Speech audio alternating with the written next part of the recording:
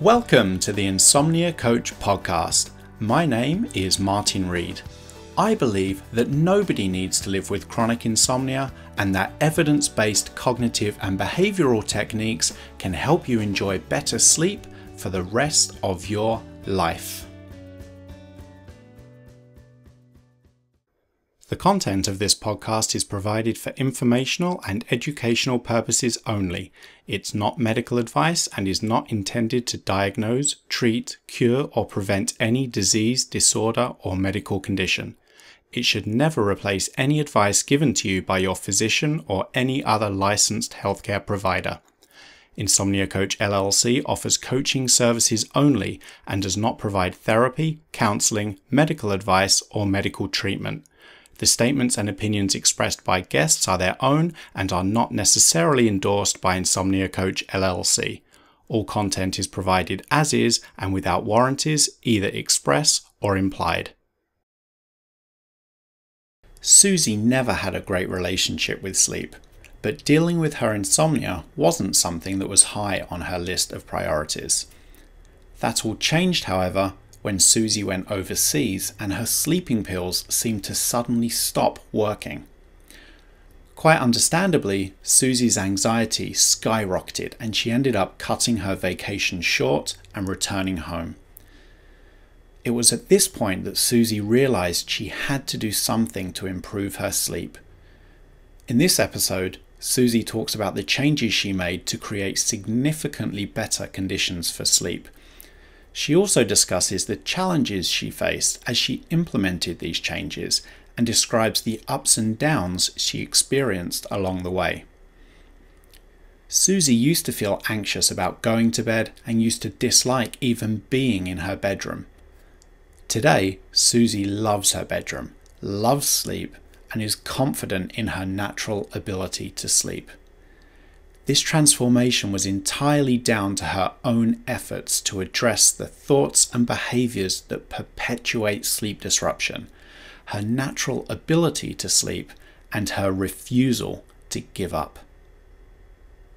A full transcript of this podcast and an accompanying video can be found at insomniacoach.com/podcast. Hello, Susie. Thank you so much for taking the time out of your day to come onto the podcast. Hey, Martin. I'm really happy to do this, and it's good to see you.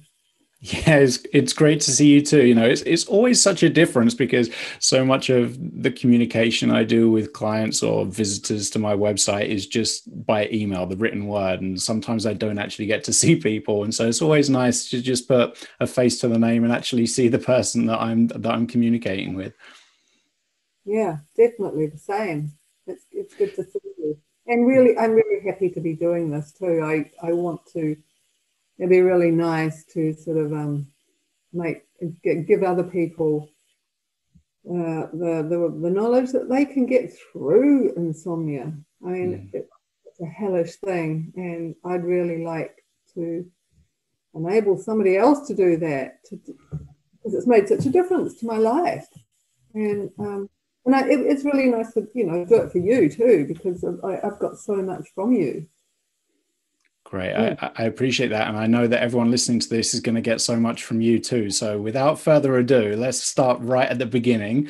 So when did your sleep problems begin? And do you have any idea of what that initial trigger for your sleep issues was? Definitely. I had pretty traumatic childhood. I was terrified of going to bed. I used to, it started really early. I was scared to go to bed, and when I did go to sleep, I would wake up in the night and I'd be screaming. I'd be terrified. And I don't know how that got dealt with. Really. And my parents were always arguing about me. I was a source of sort of contention between them. And that just started off. And my mother also had really bad anxiety and she passed that on to me. So, yeah, a lot of anxiety, a lot of trauma, a lot of awful things happened to me when I was young. Yeah. So it sounds like, you can identify that maybe this initial trauma was what started these issues with sleep, and then maybe this kind of progressed into, maybe once that was less of an issue, maybe it was more to do with just this residual anxiety or this worry or concern around sleep, that was kind of sticking around and keeping those sleep difficulties around. Would you say that's true, or do you think that it was, what's your kind of, why do you think it stuck around for so long? Like there was so much stuff in my life that was not good that was going on, that it was, like you've got to prioritize. I mean, I wasn't consciously doing that, but the sleep was something that I didn't really think too much about it. It was horrible. I didn't like it, but it was just sort of down low on the priority list of what I was dealing with. And as my life has become, as I've worked on myself, as my life has become better, and I'm much more in control of so much in my life, really, it's taken me this long to get to the sleep, if you know what I mean. And so, the most recent thing was I went to England a couple of years ago, and I was supposed to be doing a tour around Italy about a month after I got there, and I had taken some sleeping pills to get me through that time, plus another, few. And anyway, I got on the plane and I took a pill, didn't go to sleep at all. I got to England. And I was too scared to use the pills that I'd saved I was meant to be using for Italy, because I thought, if I don't have these, staying in a different place every night, I'm not going to be able to do this. So it got to the stage where I thought, my God, I'm going to have to go home. I can't help. I was losing my mind, and I'd been to try and get to a doctor to try and get some, some nut. They wouldn't give it to me, and I was still holding on to these other ones. It doesn't make sense now. But anyway, and then like one morning at 4 o'clock, I thought, I can't go on like this. And I rang my insurance company, and they sent me to a hospital. And I thought, this has gone a bit far. But what my ex-husband said something to me, because he was being really good. He was ringing me every day. And he said, Susie, he said, because I've had like 15 years of therapy in recent years. He said, did you ever talk to your therapist about this? Did you ever deal with your sleep issues? And it was like, oh my God, no. I was so used to this lack of sleep that I'd never, ever. So I thought, I've got to deal with this. Anyway, the situation did turn around in England. Just carried on taking my pills. And all went well in England. But I did cancel the Italy tour.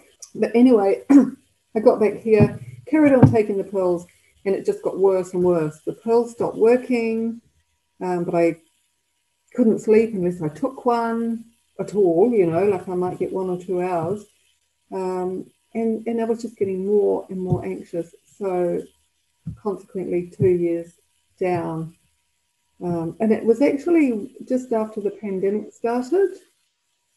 Now, I don't think that made a difference, but I mean, it was obviously an interesting time for it to happen. And, we'd just gone into lockdown. And I somehow found you. I found your program. And what made me go with you was I found that, the page where all the people are posting about their journeys.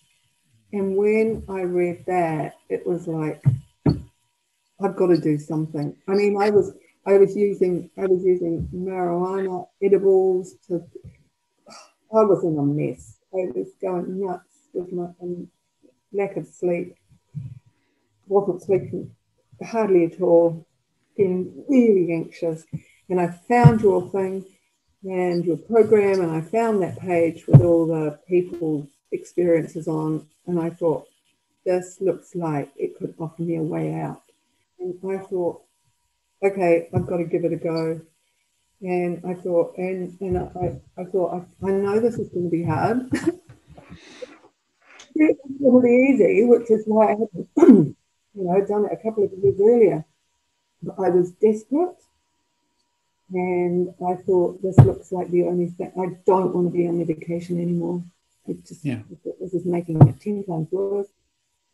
And so I thought, I'm going to totally commit to this 100%.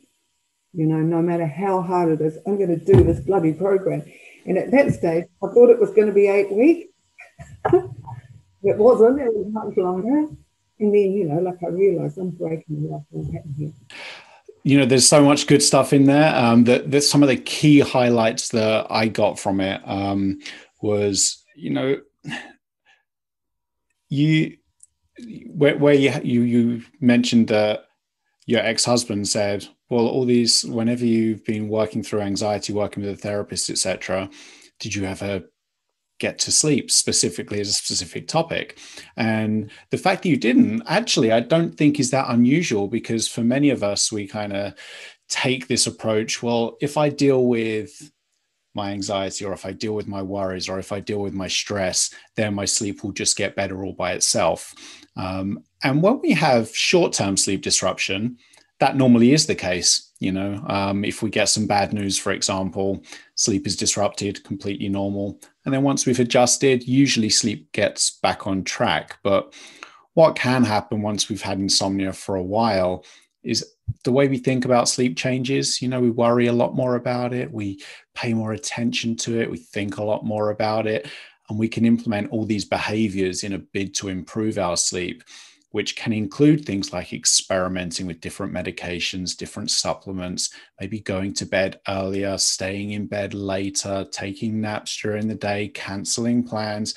And all these things we kind of do in a bid to improve our sleep can end up perpetuating the problem. So even though that initial trigger might no longer be relevant, it might have no place in our lives anymore, because our relationship with sleep has changed and our behaviors around sleep have changed, our insomnia can stick around. So that's when it can be really helpful to make sure that we're also targeting all these perpetuating factors behind the insomnia itself, rather than what might have just originally triggered it. So I think that was a really big insight.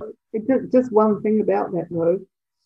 I'd had the insomnia for so long in varying degrees throughout my life that it was almost like I didn't see it as a problem. It was like I had so many other issues that the sleep, it was like having, I don't know, like one arm or something. You got one arm, nothing you can do about it. You've got to deal with it.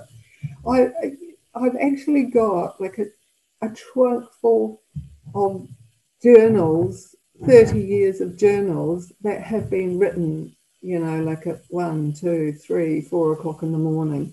And the other thing is how I've coped with my life with so little sleep. Yeah. It amazes me. Yeah. It is quite amazing, and that's another great insight, I think, is because so much of our concern about insomnia is how it's going to impact our lives.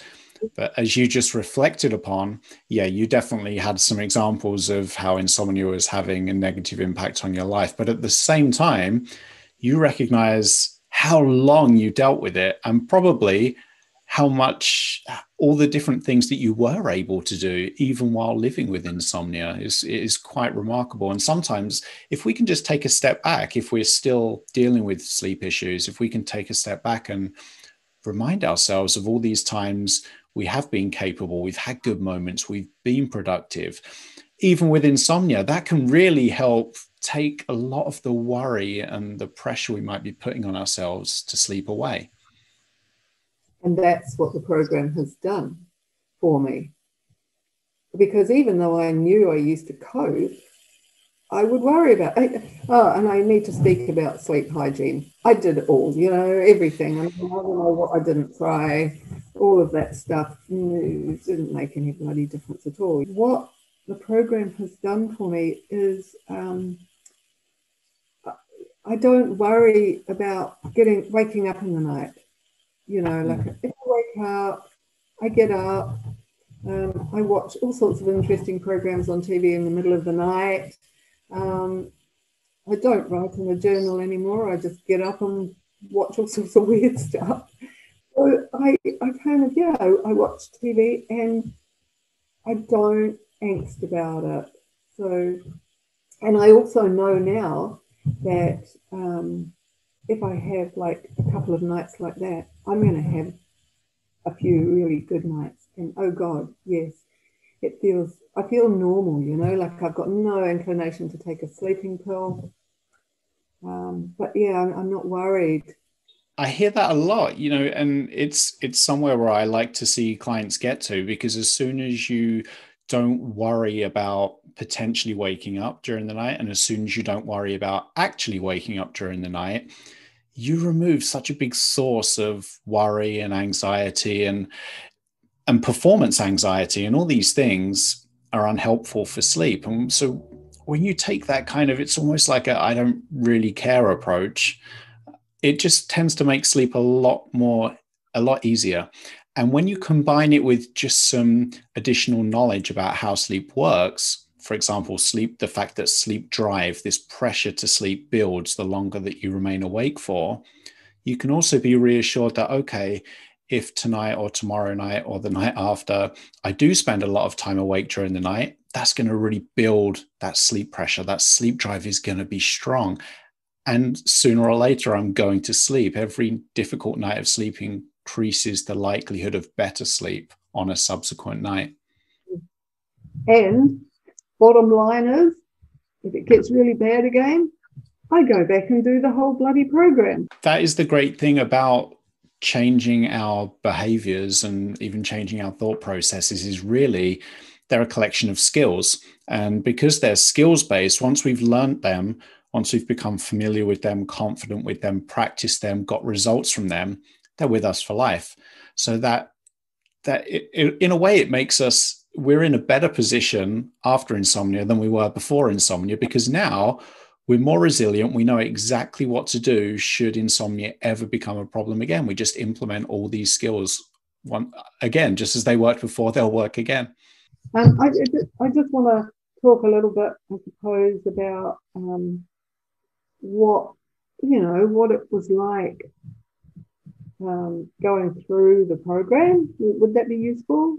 Yeah, absolutely. I definitely did want to cover that. Especially some of the behavioral changes that you made. I know that one of the first things you did when you started off was you started to spend less time in bed. You allotted less time for sleep, and you just touched upon getting out of bed when being in bed didn't feel good. So yeah, I would love to hear your experience with that. And I'm sure everyone else listening to this would love to hear that too. Yeah, that was really hard, like having that sleep window of going to bed late. I think I did at the beginning. I think going to bed at like 1 o'clock. Anyway, it was incredibly hard, and it was the winter. And getting up was okay. That wasn't. I mean, it wasn't pleasant. But going to, staying out of bed until like really late, being so tired. Even going into the program, I was already tired. So how did I stay awake? I would be pacing around the house, first of all. Then I thought that I would have to sit down after a while, and as soon as I sat down, I would start, falling asleep. But it was like, no, you can't go to bed. So what I started doing was I would go to the swimming pool and I would go and sit in the spa for a couple of hours. Like I'd go there about 8:30 and stay till about 10:30. That sort of filled in some time, like and kept me going. I started going to the gym at 9 o'clock at night for 2 hours. It was hard, but I kept doing it, and very quickly, probably within a couple of weeks, I thought I could see the beginnings of change. I could see that this was going to work. That I think all of these techniques, when you read about them, they can sound pretty straightforward, but then when you actually implement them, they can definitely be challenging, especially in the short term before you get the results. Some people get results quite quickly. Other people need to just stay as consistent as possible before those results come. And it can be really hard, just as you described, you can experience this really intense sleepiness, just trying to keep yourself awake for that earliest possible bedtime. And then what can sometimes happen is you then go to bed and suddenly you feel wide awake. You kind of lose that sleepiness. That's what happened. Yeah. Because at the beginning I didn't, I was still in the old pattern, obviously. Yeah. So that did happen. Yeah, that's actually quite common. We see it. The way I tend to explain that is before the start of our sleep window, we know that we're not about to go to bed. So we're not really worried about sleep. We're not putting any pressure on ourselves to sleep. So we're just naturally a little bit more relaxed about it. And so as a result, those sleepiness cues are really obvious. They're really clear. They're really present. But then when it's time to get into bed, because we've had so many repeatedly difficult nights in bed, our brain kind of fires up almost like that fight or flight response to protect us from the perceived threat of being in bed. And so then all that sensation of sleepiness is lost as the body tries to wake us up to protect us from the threat of being in bed. And of course, that's not helpful when our goal is to sleep, but it is something that does improve over time if we're able to stay consistent, and if we can relearn to associate the bed as being this nice place to be, associating the bed with relaxation and sleep rather than long periods of unpleasant wakefulness. And that's one of the reasons why another good behavioral change is to just get out of bed whenever being in bed doesn't feel good. Because if we're only in bed when being in bed feels good, that's how we're going to train our brain to once again think of the bed as a nice place to be. What you were saying there, as bed, you go through your day, but then, it was winter, so as it began to get dark, I would begin to get anxious. And bedtime was a long way away. I had a long time to feel anxious about going to bed. And the other thing that had happened was that I had begun to not like going into my bedroom. Even going in there was anxiety provoking. That sort of started when I went through this awful period in England.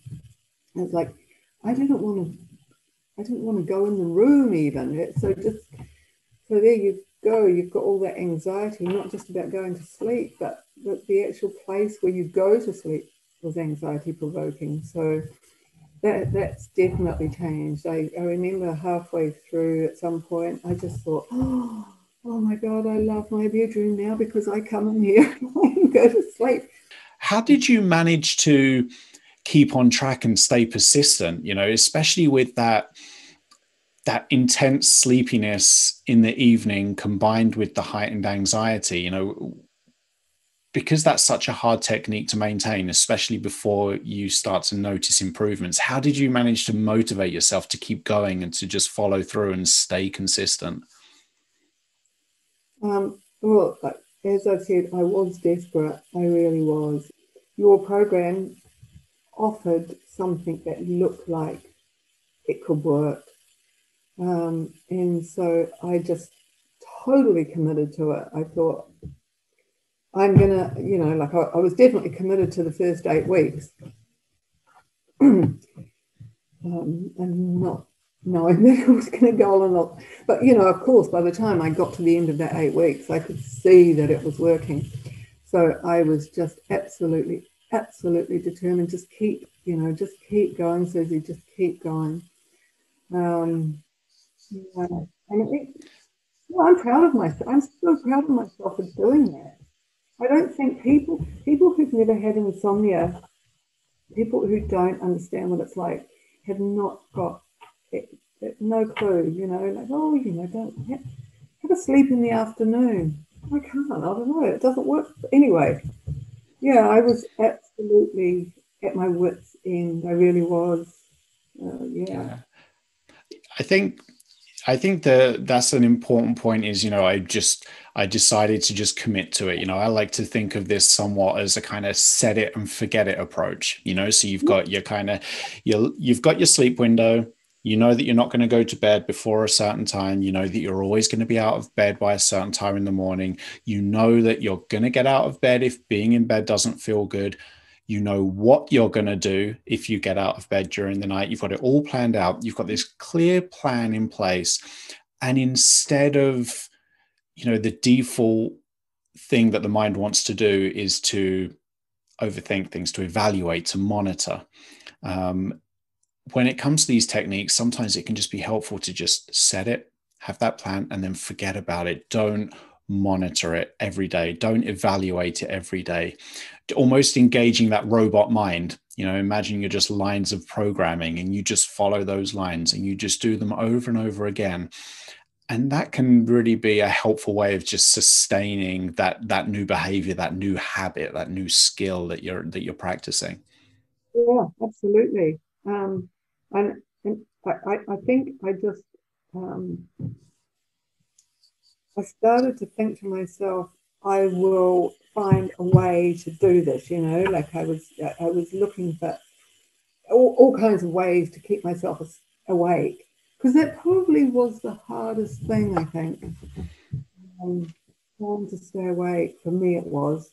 But I would tell myself, hey, look, this is not the worst thing in the world, you know, like you're on your way to sort of changing something. And yeah, you know, I very quickly realized I was changing a lifelong pattern. I mean, I know everybody thinks, oh, it's not lifelong, you know, it starts much later. But I thought, you're trying to do something that has been there all your life. And it's not going to be easy.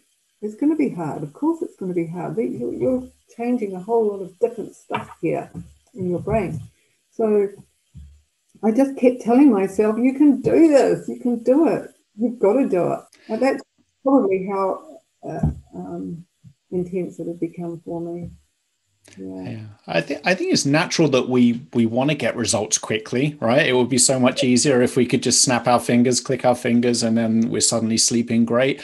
But you just touched upon a really important point there that we're making changes, especially if we've had insomnia for a long time. It makes sense. It's going to take some time to make changes, to develop. It's like a set of new habits, right? We don't develop a new habit overnight. It takes repeated practice and it can take a long time.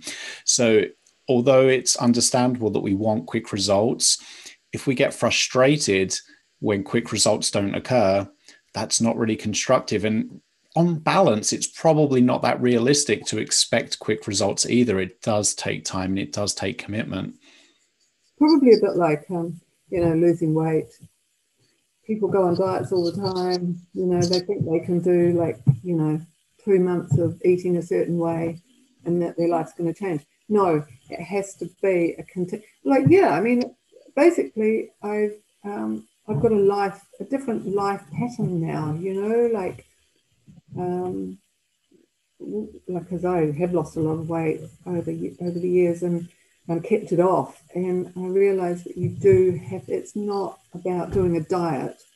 You've got to make it part of, you know, your lifestyle. And I think this program, that's what it's done, you know. And as I said before, if it gets a little bit out of control, I can go back to step one again. I love that analogy about that you use that example, you know, it's a little bit like losing weight, because I think I completely agree with you. You know, what springs to my mind, the similarities there is it's a process. We don't just lose weight overnight. It does require a lot of changes, and there are going to be ups and downs on the way. The scale isn't going to just every week point down and down and down and down. Sometimes it'll stay the same. Sometimes the weight might go a little bit up, but we're really looking for long-term changes. What happens from day to day or week to week doesn't really matter. We're in it for the long game here. So yeah, that I think there is lots of similarities to be drawn there. Recognizing that it's not going to be a clear linear path, and it is going to take time. And there's going to be maybe some slip ups along the way, just like we might sneak a treat when we're trying to lose weight from time to time. We might inadvertently sleep in past the end of our sleep window one day accidentally. It's not really going to be a big issue. We just have to get right back on track again. Did you find that there was, just going back to, you were talking about this really strong sleepiness before going to bed and then kind of feeling wide awake shortly before or when you got into bed? How was that tackled, do you think? Was it like this it gradually improved over time, or was it like you stuck by, and then all of a sudden it felt better? Like, how did that transition change from being really sleepy before bed and then not sleepy at bedtime to just being able to maintain that sleepiness from being out of bed to getting in bed?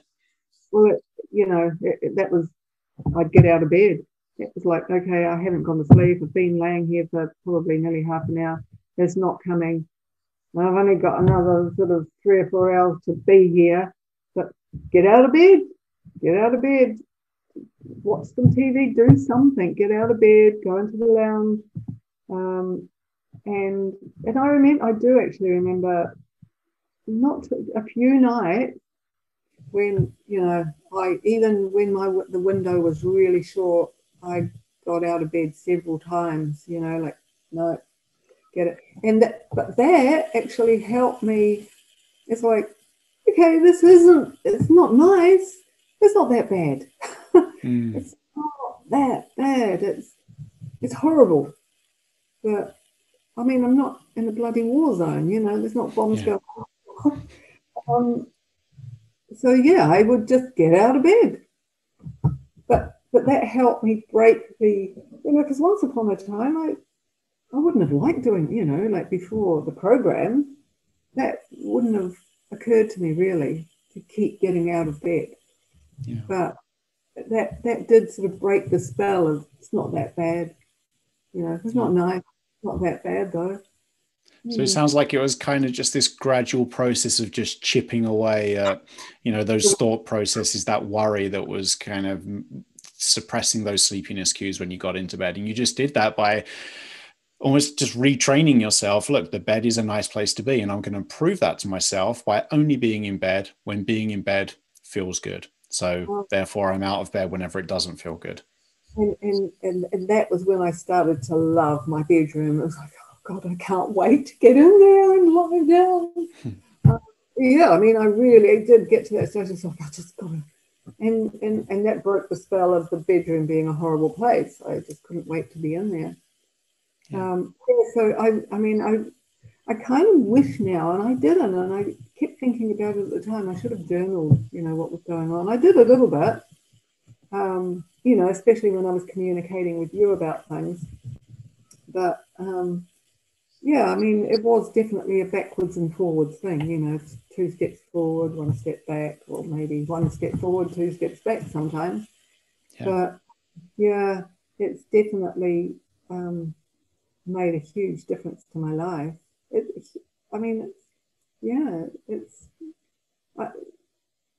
I tell myself, well, you're probably never going to be like your ex-husband, but this is pretty damn good to what I've ever had in my life before, ever, Martin. It's like I've taken control of it.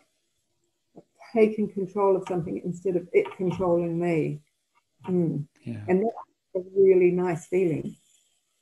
Yeah, I think it's really helpful that you emphasize that you did experience ups and downs, because everyone does, and it does take time. If nothing else, I think when you've had insomnia for long period of time, it takes time for you to get sleep confidence back. And at first, when you start to get results, you're happy that you're getting results, but the confidence is still kind of shaky. And so a couple of difficult nights can throw you off again and kind Yeah. of bring back all those worries. But if you just stay consistent every single time you get back on track again, you're building up that sleep confidence. You're building it up, you're building it up. And it does take time, just like we don't become proficient in any skill, just as we don't build confidence in anything overnight. It's a process. And then it can take time. And I know that when we were emailing back and forth, I think you were around about the 6-month mark before you actually thought to yourself, all right, I'm actually in a place now where I'm feeling pretty confident about my progress, confident about my sleep.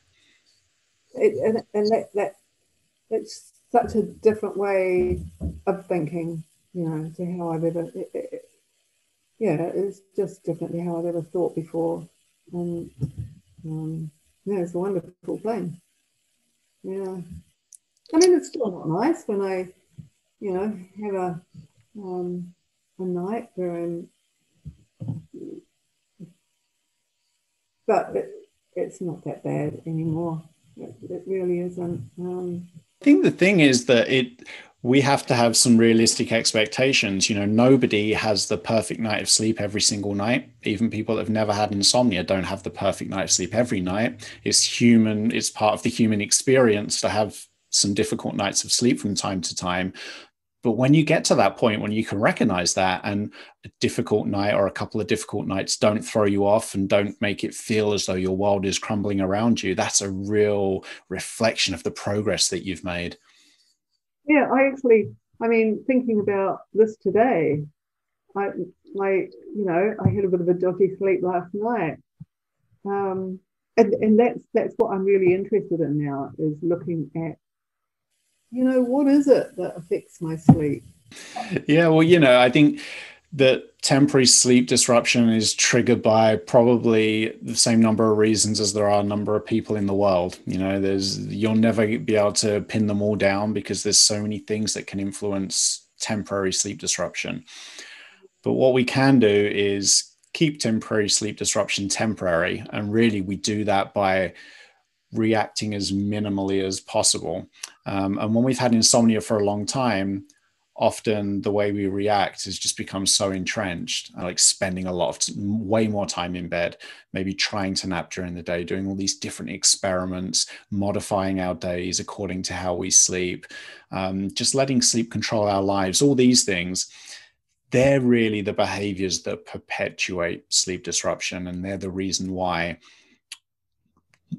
expected normal temporary sleep disruption tends to become a longer term problem. So as long as we can resist those behaviors, those thought processes, those changes, then sleep disruption really cannot be an ongoing long-term problem anymore.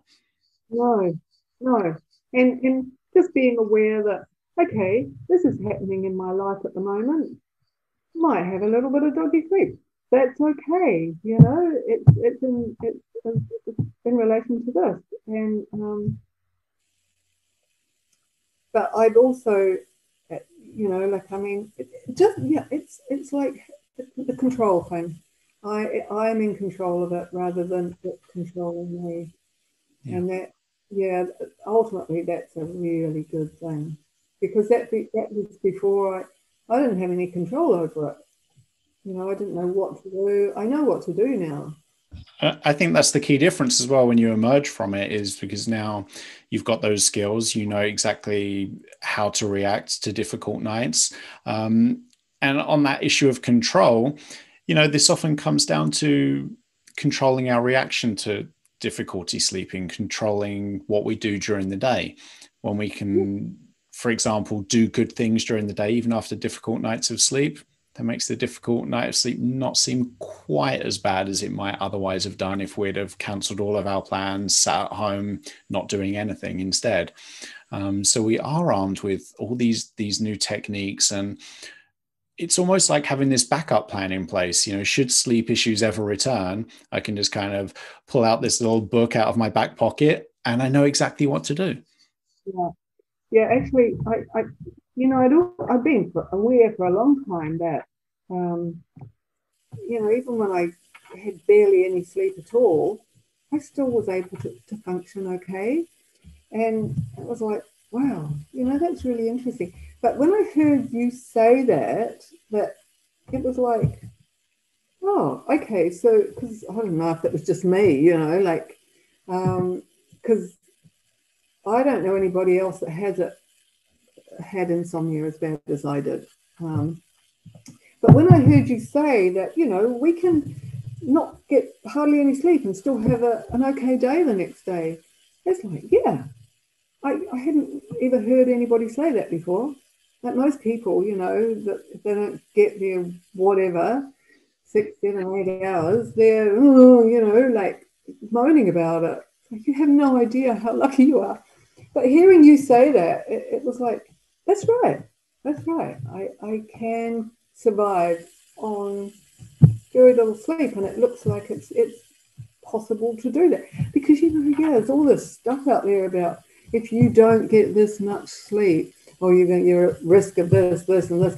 And all that is so anxiety provoking. Yeah.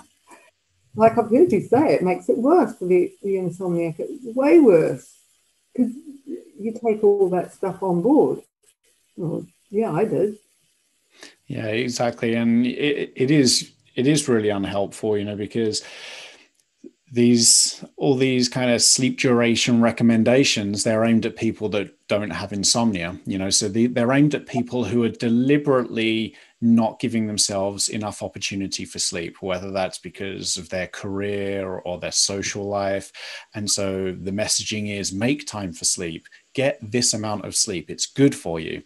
But the problem is the only people really reading those messages are people with insomnia who are already giving themselves plenty of time for sleep to happen. But reading these messages just increases that worry about sleep. You put more pressure on yourself to sleep. And the fact of the matter is, all these sleep duration numbers, they're only ever averages. There are happy, healthy people that live outside of averages, just as there are people that are happy and healthy that aren't an average weight, that aren't an average height. Trying to change the amount of sleep we get is just completely futile because we can't control sleep in that way. We can't make ourselves get X amount of sleep. The body No, takes care of that by itself. As soon as we try to get a certain amount of sleep, it becomes really hard to get much sleep at all. Um, yeah, so, yeah.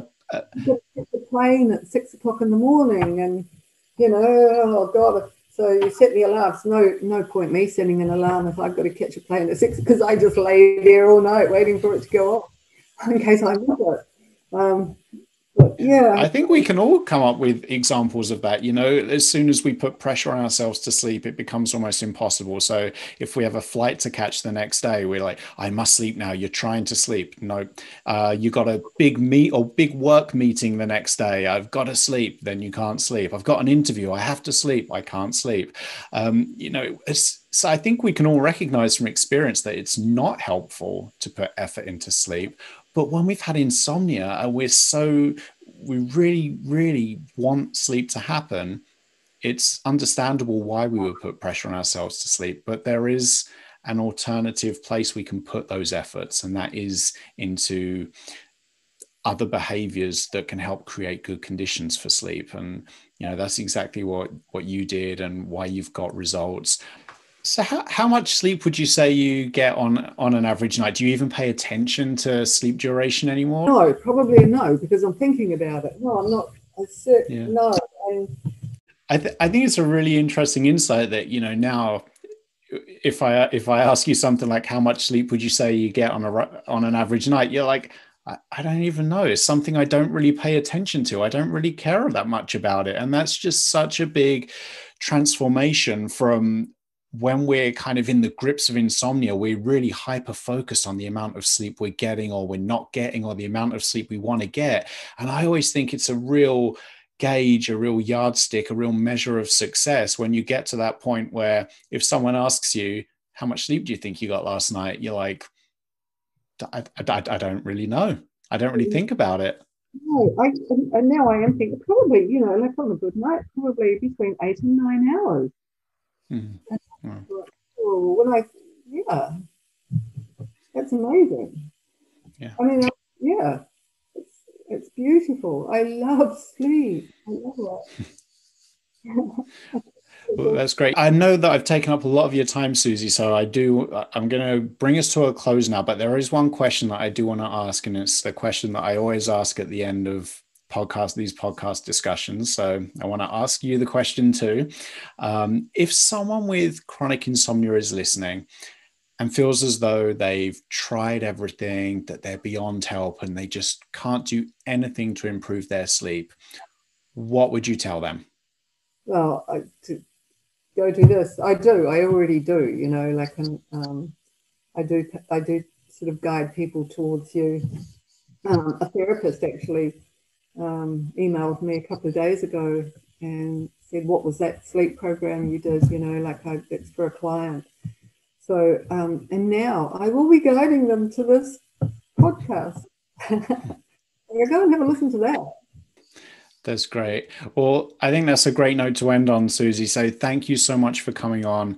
I know that people are going to really enjoy listening to this story, get a lot of value from it. And like I always say, if anyone listening to this can recognize their experience with insomnia, even to any extent, really, in your own story, then since you're in a such better place now, there's no reason to believe that the person listening to this who can identify with you and your story cannot get to that better place too.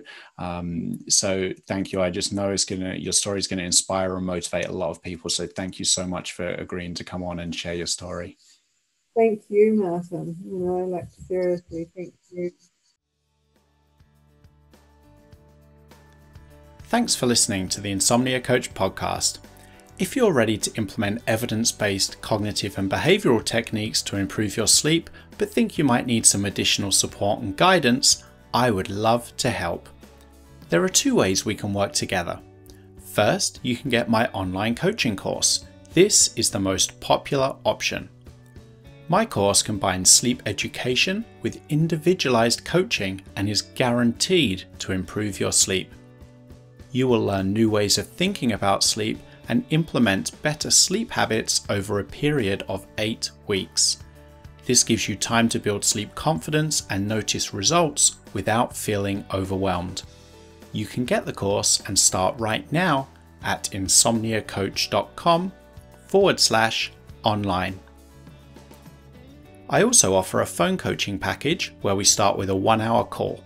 This can be voice only or video, your choice, and we come up with an initial 2-week plan that will have you implementing cognitive and behavioral techniques that will lead to long-term improvements in your sleep. You get unlimited email-based support and guidance for 2 weeks after the call, along with a half-hour follow-up call at the end of the 2 weeks. You can book the phone coaching package at insomniacoach.com/phone. I hope you enjoyed this episode of the Insomnia Coach podcast. I'm Martin Reed, and as always, I'd like to leave you with this important reminder. You can sleep.